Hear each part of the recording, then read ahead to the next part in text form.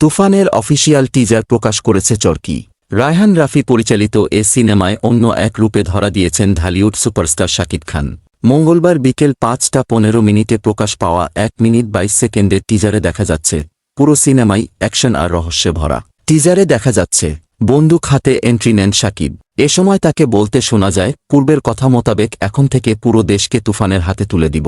সে যা চাইবে পাইবে, যা করিতে চাইবে করিবে, তাহাকে কোনো কিছুতেই বাধা দেওয়ার এখতিয়ার কেউ রাখিবে না। আর এর ব্যত্যয় ঘটিলে তুফান আসে। টিজার দেখে ভক্তদের মন্তব্য, কোরবানি ঈদে মুক্তি পেতে যাওয়া এ সিনেমা ছাড়িয়ে যাবে অ্যানিমেল আর কেজিএফ সিনেমাকেও। নতুন ইতিহাস গড়তে চলেছে এ সিনেমা, অনেক নেটিজেন এমন মন্তব্য করেছেন। মুক্তি প্রতীক্ষিত এ সিনেমায় কেন্দ্রীয় চরিত্রে অভিনয় করেছেন ঢালিউড সুপারস্টার শাকিব খান। শাকিব খানের বিপরীতে আছেন কলকাতার নায়িকা মিমি চক্রবর্তী ও বাংলাদেশের মাসুমা রহমান নাবিলা। গুরুত্বপূর্ণ চরিত্রে দেখা গেছে দুই বাংলার জনপ্রিয় অভিনেতা চঞ্চল চৌধুরীকেও।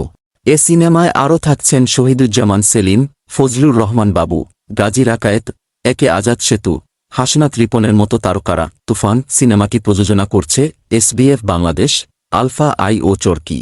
সিনেমাটি আসন্ন কোরবানির ঈদের আনন্দ আরও বাড়িয়ে দেবে বলে মনে করছেন সিনেমাবোদ্ধারা।